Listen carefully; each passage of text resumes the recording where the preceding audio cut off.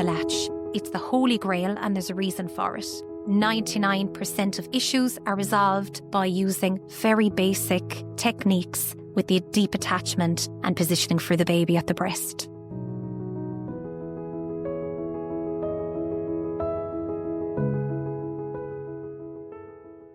Hello and welcome to HSE Talking Health and Wellbeing. My name is Noreen Turley and I'm delighted to be joined by Sheila Lucey. Sheila is an advanced nurse practitioner in the HSE Southwest and is an infant feeding specialist. Sheila is going to talk to us today about everything to do with breastfeeding and the supports that are available to mothers. So Sheila, thank you for joining us. Thank you so much, Noreen. It's wonderful to be here. So Sheila, let's start from the beginning. Breastfeeding, it sounds easy, but sometimes it's quite difficult. But why is breastfeeding so worth considering for new parents? I suppose, Noreen, the way to say it is breastfeeding is so much more than food. We equate human milk as being the nourishment for our babies, and it absolutely is. But it's also a living medicine. So what I mean by that is if your baby gets sick, the antibodies in mum's milk are constantly changing to match the infection that her own baby is experiencing. So we know these antibodies help baby recover faster from chest infections, from ear infections, making each feed completely tailored to that baby at that given time. And irrespective of how long that mother feeds her baby, the constituents of the milk are constantly changing to meet the needs of the growing baby. It's phenomenal, really, what the human body can do, isn't it? Yeah. You know, and I know it's been happening for years, but I'm still gobsmacked with the way, even when you describe it there, it's just unbelievable. If a woman is pregnant and she's thinking, oh, I'm not sure if I'll breastfeed or not, and they don't really know what to do, what are the first steps before the baby arrives that they should take into consideration maybe? So the first thing I would be saying to any mother who approaches me, and I would encourage that antenatally, come to one of the support groups, reach out to your public health nurse, your GP, your practice nurse, your obstetric team. If you're thinking about feeding your baby, reach out and get that information. Education is powerful. So I really empower mothers, get the information before you give birth. You also have the option of attending one of the free HSE antenatal classes. So they're specifically designed, they're about 2.5 hours, focusing only on breastfeeding. So they're separate to the general antenatal preparation classes. And mothers get the opportunity to meet one of the team, put a face to who might be supporting them afterwards. They also get some opportunity to meet other mothers. Some of these mums may have fed previous babies, and there's magic in shared moments there. Getting that face-to-face contact with other mothers who've lived this experience. And then I would say reach out with the online support. There's many online and volunteer organisations there. So you're making that connection early. The second thing I would say is get prepared. So in those last couple of months, fill that freezer, use that space, get that nutritious food in, think postpartum recovery, high fibre, high iron, balanced food. It's going to help mum recover postpartum. It's going to give sustained energy in those days and weeks after this life-changing event, becoming a new parent, when, time is really limited. So also reach out to your family, your friends, identify your tribe. Who are your trusted network that you can say, listen, I need this support, or I need you maybe to collect shopping or drop off laundry or whatever it is, or even a hug. As simple as that. It seems so simple, but it's absolutely powerful for afterwards. And when you say about online, where would people go to online, Sheila, to find information about it? Yes, so mychild.ie have excellent resources. They have a listing for all the support groups nationally, voluntary and HSE led. They also have a listing for the antenatal classes and a contact details of how you can access them. They also have a fantastic resource that is used time and time again by mothers with excellent feedback. It's called Ask the Expert. So they're designated lactation consultants that are hired by the HSE, and they're available online live. If you send an email out of hours, you will have feedback typically within 24 hours to your response. Yeah, fantastic. So that's even before we have the baby. This is our preparation. This is getting ready. So one thing I wanted to ask you about before we go into actually having the baby and first breastfeeding experience, but there's something about antenatal colostrum. Antenatal colostrum harvesting. Yes, because I don't ever remember this. And well, my youngest is 17, but I don't remember ever hearing anything about this. So tell me a bit about that. Yeah, I'm glad you brought that up actually, because many years ago when you were having your 17-year-old, It wasn't really common practice.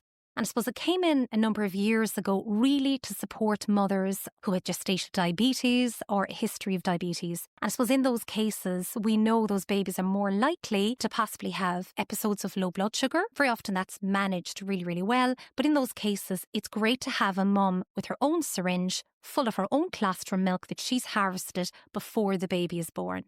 Now, what I always say to mums who are wondering about this, reach out to your obstetric team first, discuss with them if it's safe for you and your baby at that stage. And then once they get the green light, what I tend to say is, look, come and meet me, go to your antenatal class, discuss it, and we'll go through the steps. It's very easily done. It can be done by mums at home, typically from week 36, week 37 on in their gestation, and they're harvesting their own milk from their breasts by hand expressing, storing it in a syringe and into their freezer, ready-made for baby after the birth. So mums and their partners are encouraged to bring that with them up to the hospital and present it to their staff with all their identification on it so it's ready in the hospital after baby is born. And I'd love to point out some mothers aren't able to harvest anything. That's the reality. So we don't want this expectation of mums feeling, I can't breastfeed because I'm not even getting a drop of milk. Yeah. And that is a reality, but it's no indication of how successful your breastfeeding will be.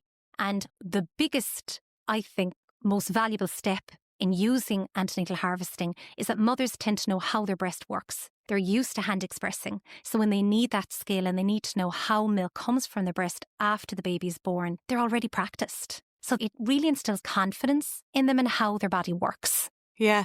No, that's fantastic. And I suppose it's just to say to the listeners that they would be guided all the way through this, because I guess that could be a real issue if people think, oh my God, they don't realise the milk hasn't come in. But if somebody is thinking about doing this, they will be guided and helped. And I suppose that's what you're saying all the time, that there's lots of help out. So if we just start now, a newborn's first feed, oh my God, I remember the days. It was just so amazing. And what does it look like in hospital? And I know there's something about skin to skin once the baby is born. So maybe could we talk about the skin to skin and then maybe the first feed? Is that the way it goes, Sheila?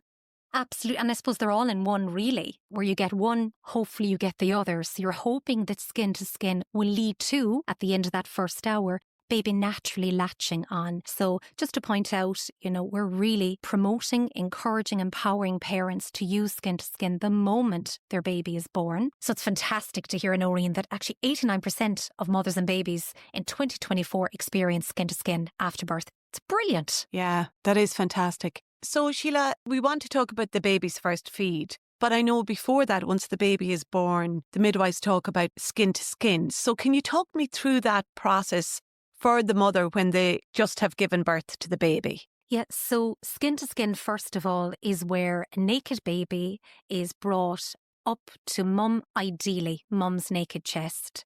Or if mum isn't available, it's the birthing partner or a caregiver. So anybody can do skin to skin, but again, ideally mum. So we know that as babies transition just after birth, they're exposed to this whole new world. They've never been touched before. They've never seen naked light before. So it just helps them transition, helps them regulate their heartbeat, regulate their temperature. It soothes them, makes them feel safe. They're also smelling at mum's naked breast. We know the areola releases oil that is exactly the same smell as what baby has been living in. So it actually elicits this natural response in the baby to eventually go from a crawling stage to latching onto the breast. Yeah. And that's the ideal. But whether baby latches or not, that skin to skin in that first hour is so powerful and valuable. And we know that it passes mum's microbiome, which are good bacteria, onto the baby, which helps develop baby's immunity, not just as an infant, but right into childhood. Yeah.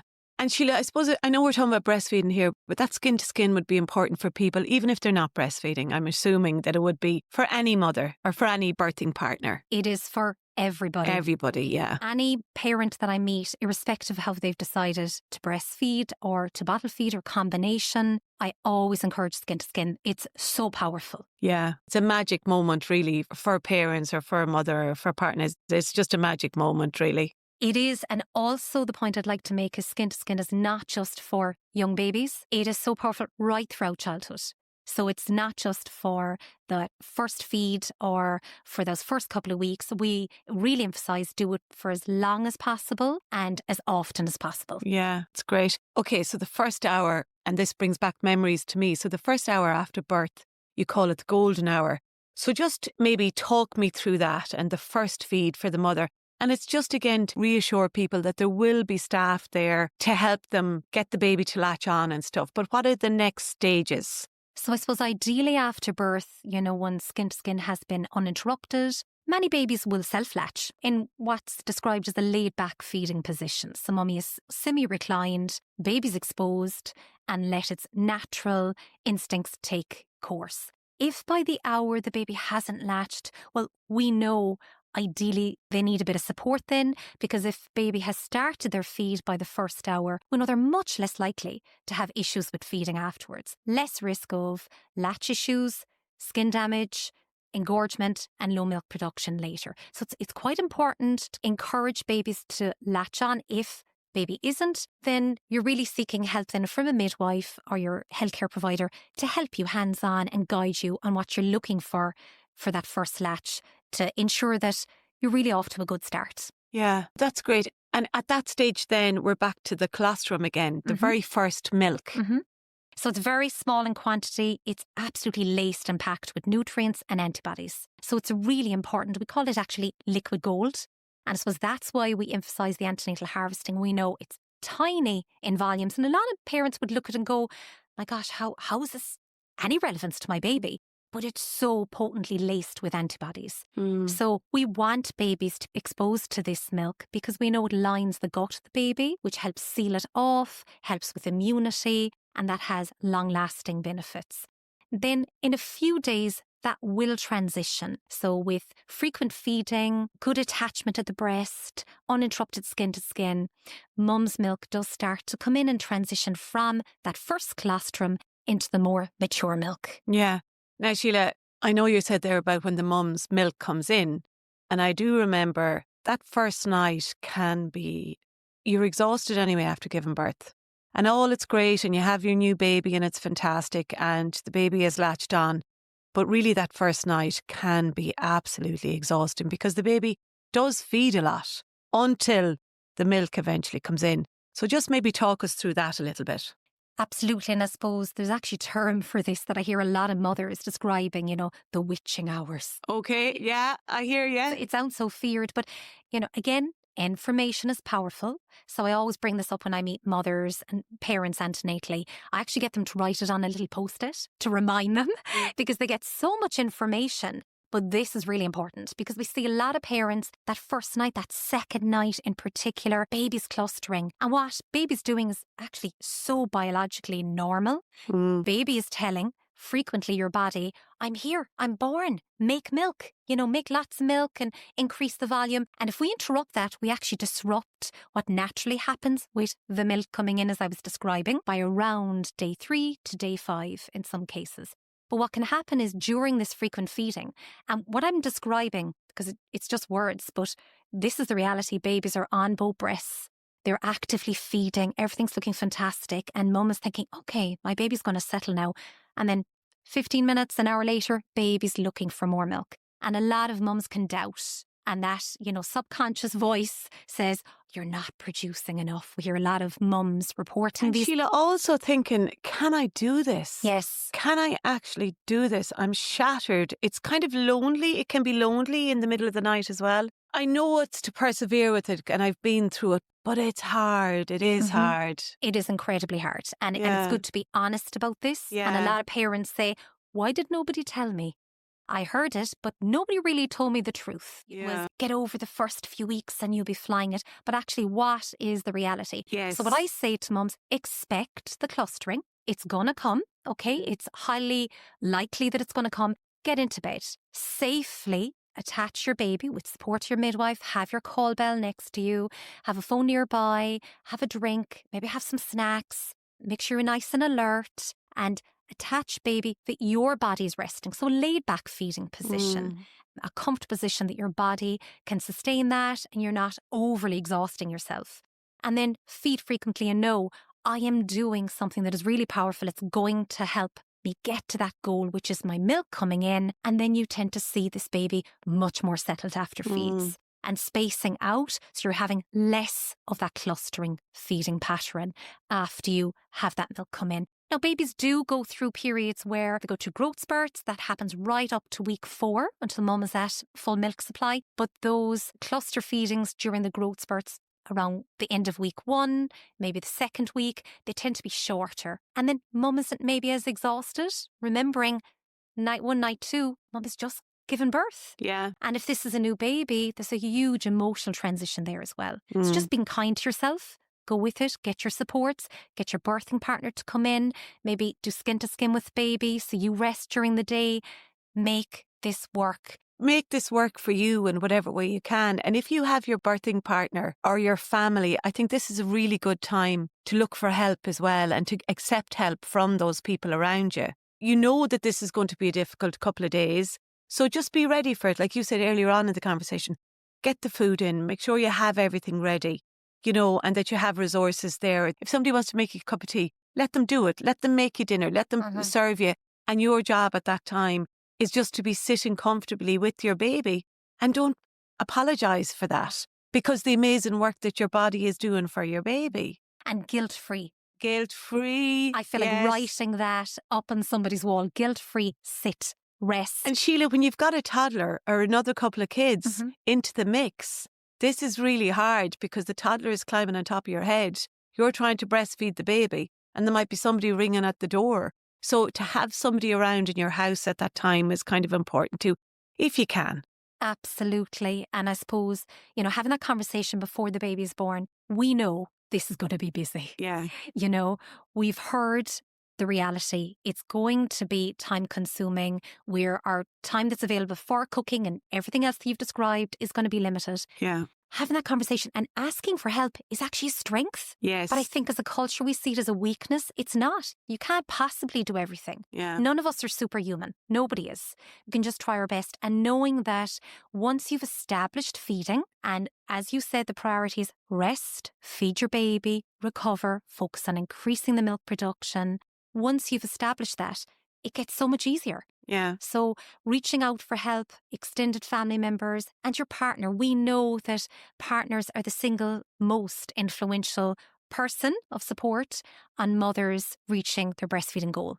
That's time and time again. I do agree with that. I think everybody is really important and everybody around you. But let's be honest, there can be an awful lot of people who try to help and give you advice, and they are giving you advice that maybe the feeding specialist hasn't given you, or the lactation consultant. There's all these other wives' tales. Oh, you haven't enough milk, or oh, for God's sake, give yourself a break and just give the baby formula and all of that. So they can be a little bit interfering, but that's the reality of it. So it's hard sometimes to stick to your guns, isn't it? And say, no, it's okay. I'm okay. Give me the help. But don't be trying to tell me what to do, if you know what I mean. So it's kind of hard to deal with that, isn't it? Absolutely. It's very tricky. So being honest, Noreen, we hear this time and time again. Yeah. And I've heard of mothers saying, you'll never guess who, and I'm not, yeah. labelling any relative in particular, but they dropped over with a box of formula and they started making up a bottle and stuff that you'd be thinking, how did that happen? But they're with the best will in the world. These people, they love you. They love your newborn and they have a different life experience to what we have now in Ireland. So we know our rates have increased. We know that previously the initiation rates were nowhere where they are now, thankfully to all the good work that's been done. But there's also this mistrust in breastfeeding culture. So what I say to mums, because honestly, mums do come to me with this question, what am I going to do? I'm getting a lot of pressure. Yeah. And it's really impacting on their self-efficacy, their belief, because they already have doubt. As parents, we want to be the best possible parent. And it could be a situation that they haven't fed their first or second child, but they've decided that they want to now feed. Yes. So, we have to respect that. Yes. And I suppose how I support parents around that is, look, thank that person in your life for thank you. I see that you care. We want to keep open lines of communication. We don't want hostility and just saying, look, I've thought about this and I'm weighing everything up. And, Sheila or whoever else who's supporting me has given me this information. This is what I'm doing now. I'm linking back in with them. Thank you so much. But actually, could you help with the shopping? Yes, yes. This is my decision. And that's a good way to keep them involved. We know that the kind of supports that we have in Ireland have really improved. Yeah, it's fantastic, Noreen. There's more supports now than ever. Yeah. So I suppose, what does that look like? There's additional infant feeding posts in the acute services and across the community in Ireland. There's also increased access to free breast pumps at the point of contact where a mum is having a complex feeding issue and there's a breast pump needed. There's also 225 free breastfeeding services listed now on mychild.ie, which is a huge amazing number. So that's breastfeeding services right across the country. Absolutely, including Breastfeeding Live Chat, which is Ask the Expert. Yes. And as I mentioned previously, that is a phenomenal resource, in particular for mothers who are hesitant about going to a group. Yes. Maybe they're worried about getting out and the logistics and practicality, particularly if it's a first child, but also if they have an older child. The other thing to say about that is it's not a bot or something. It's an actual lactation consultant who's answering that. So there's experts answering your questions there and then.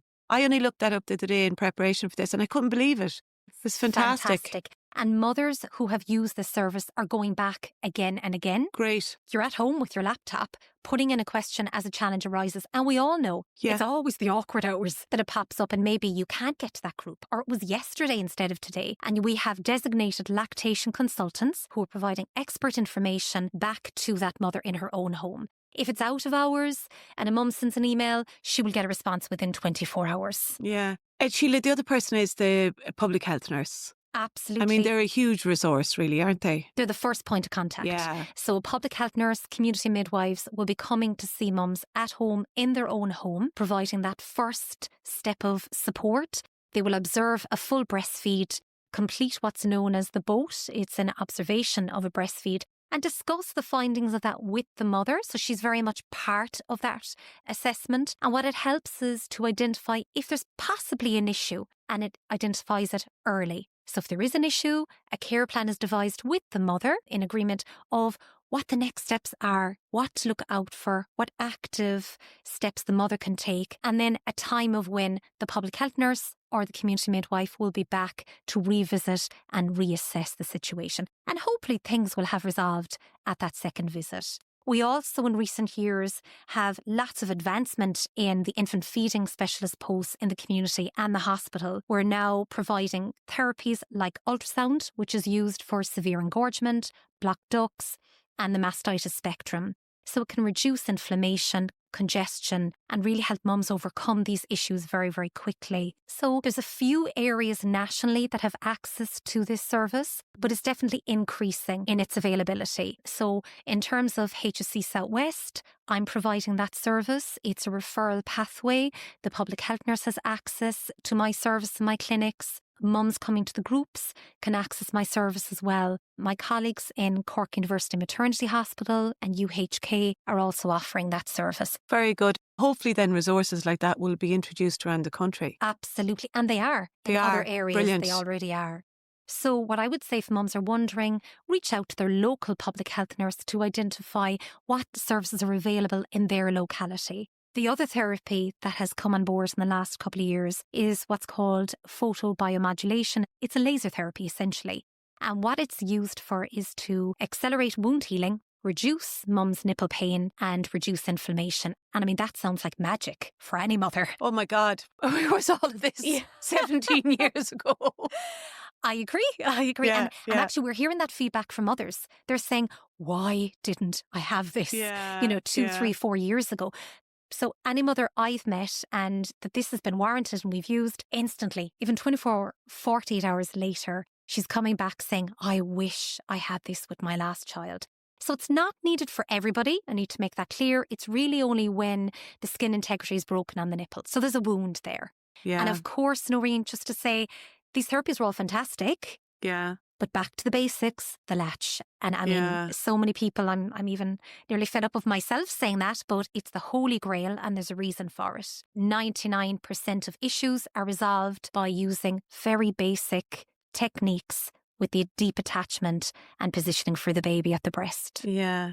So, God, we've covered an awful lot of information there, but I know day 3 after the baby is born, it's an important day, isn't it, really, when you're breastfeeding? It's important for everybody, but when you're breastfeeding, the milk comes in. It's like, hooray, you want to celebrate in a way, don't you? Absolutely. And very commonly it's day 3. For some women, particularly if they've had a caesarean birth or maybe there's a history of diabetes, it might be as late as day 5 that their milk comes in.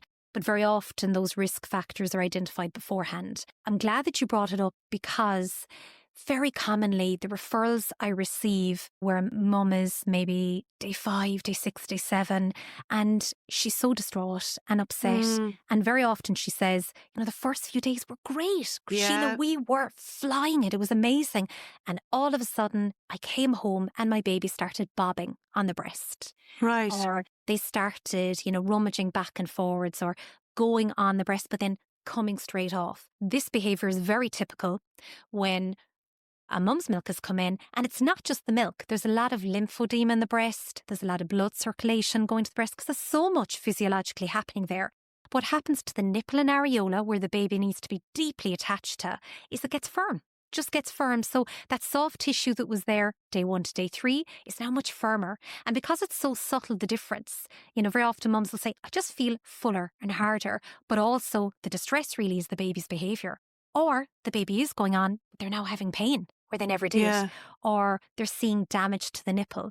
And the most simple technique I give to mums is hand express. Hand express the whole way around that areola. Picture it's like a clock with all the numbers 12, 1, 2, 3, the whole way around. You want to get your thumb and index just beyond where the areola meets the paler skin of the breast and hand express off small volumes of milk the whole way around. How you know you've done enough is you use the tip of your index finger to push along that darker areola skin. And if there's an area that's more firm, rigid, you just focus on that area for another few minutes. So it's softer than the breast you haven't hand expressed. And then just give a little stimulation to the nipple and then go through your normal process of that deep attachment with your baby. So really what happens when the nipple is too hard and all of these changes are happening, it's just too difficult for the baba to latch on. Absolutely. So it's back to latch. And I suppose the reason why I go a bit in depth on this is I meet mums who've heard this advice and then they show me they're doing a little bit of hand expression, but it's literally a drop. And I'm saying, no, what's the goal here? The goal isn't just to see milk, it's to soften the areola enough that it's easy for this tissue, the nipple and areola, to stretch all the way back to the baby's soft palate. And instantly there's an improvement. So Sheila, let's go back to the latch again and let's talk through skin to skin in the first hour, holding your baby close, before and in between feeds.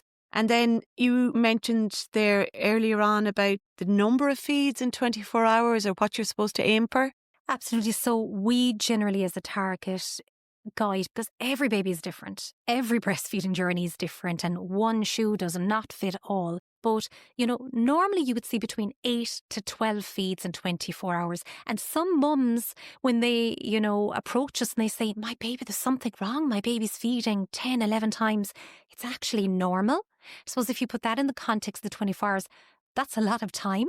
Because in those early weeks, the feeding time can take sometimes up to an hour. But I suppose getting back to the latch, which is so important, and as I said earlier, we speak about it a lot because it solves so many issues. And I suppose an issue with the latch can cause, as a result, so many problems. So what I typically say to parents in the clinic is, babies are just little adults. They have the exact same needs as us if we're to drink and swallow.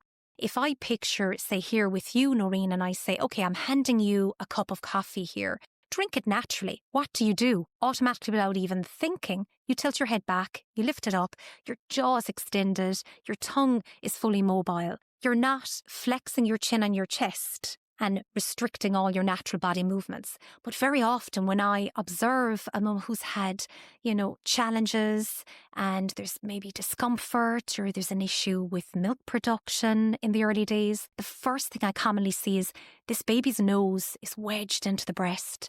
Their baby's jaw is nowhere near the breast. It's tucked down tight in their chin. And that's like me, that analogy, handing you that cup of coffee and saying, now drink, with only your jaw tilted onto your chest.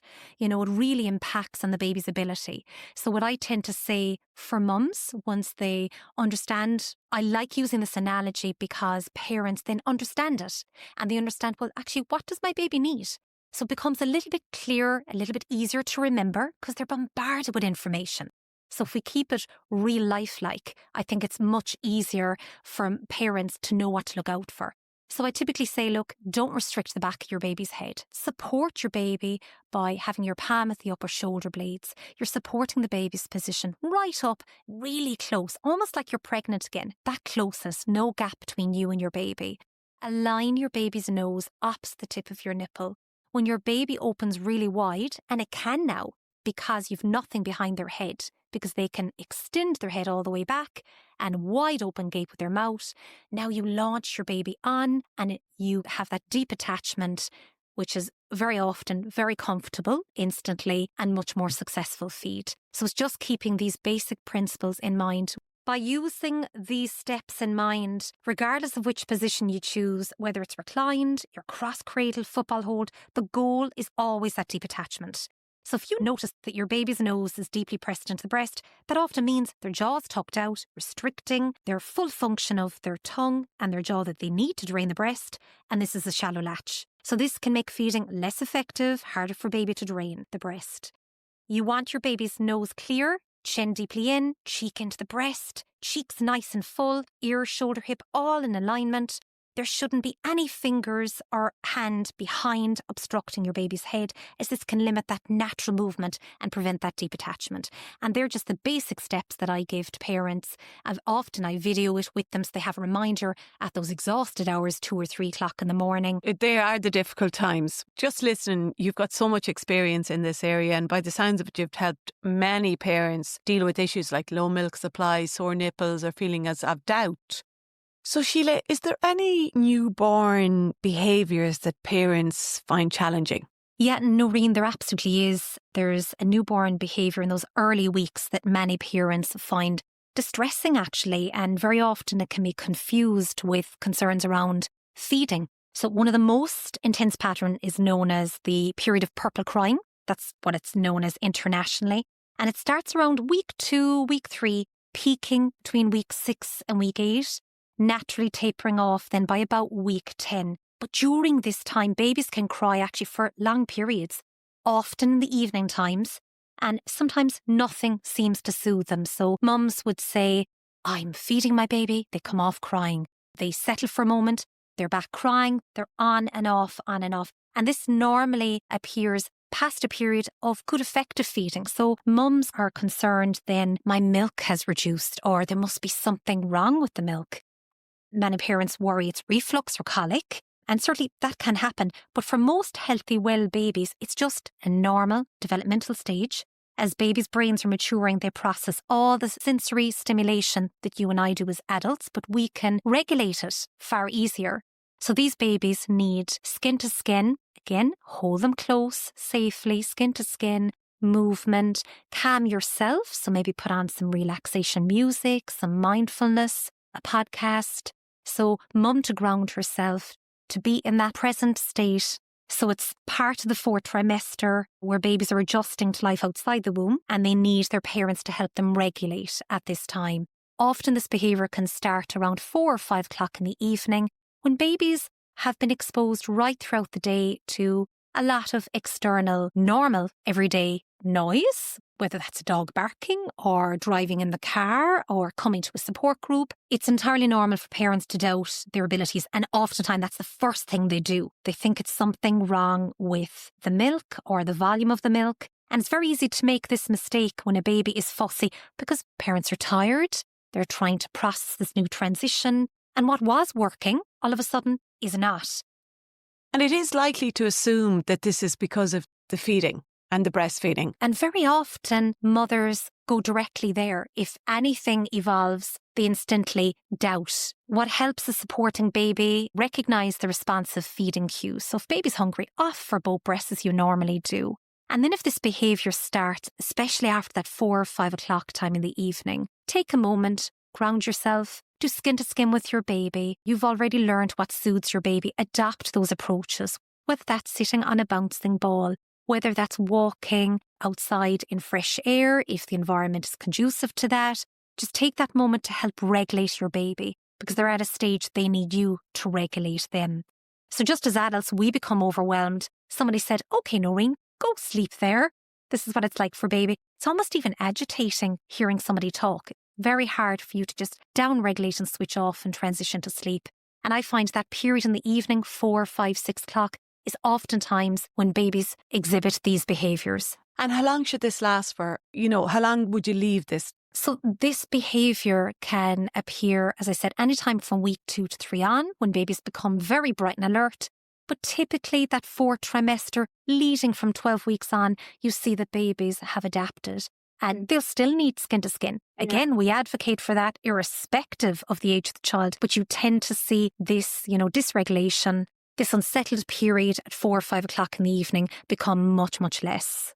So what are your top tips for working through the challenges and where people can go for advice and help? So firstly, reach out early.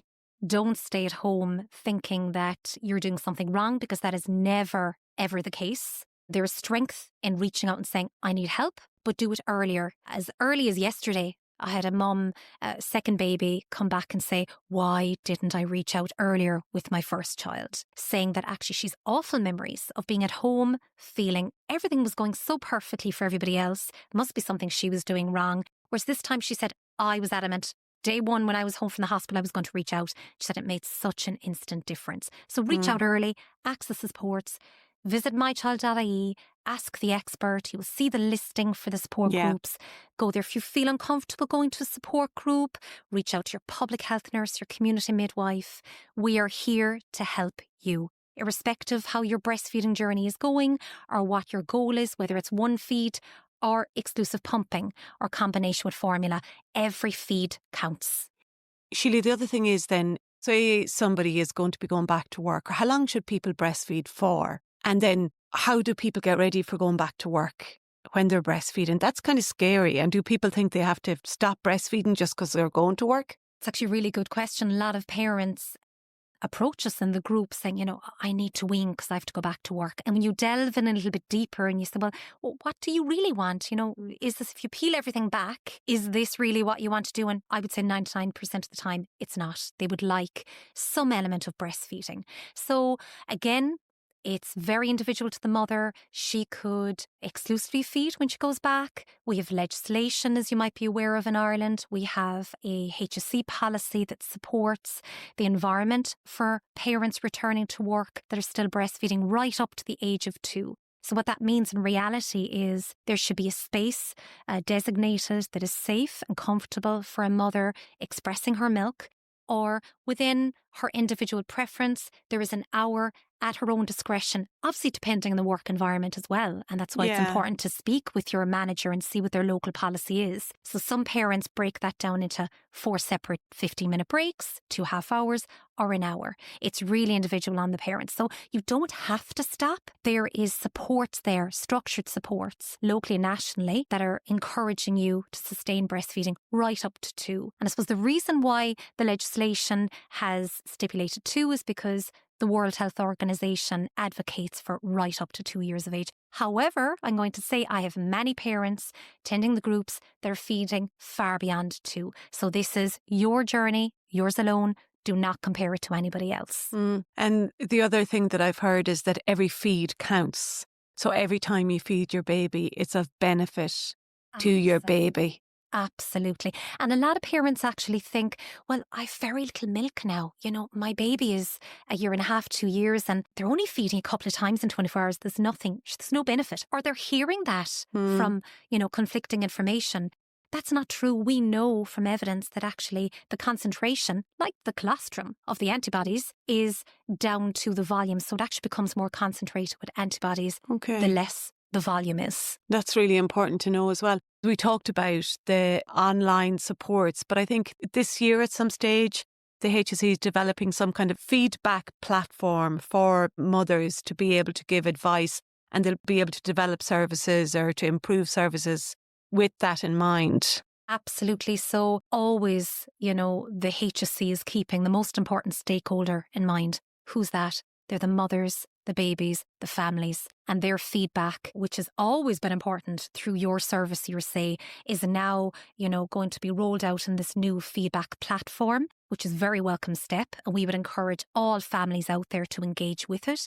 This will inform decision making for policies locally and nationally going forward, improve services. So for example, if a mother says, I'm waiting this amount of time for this service to this clinic, well, we're going to take that on board and we're going to improve the services to meet that identified need.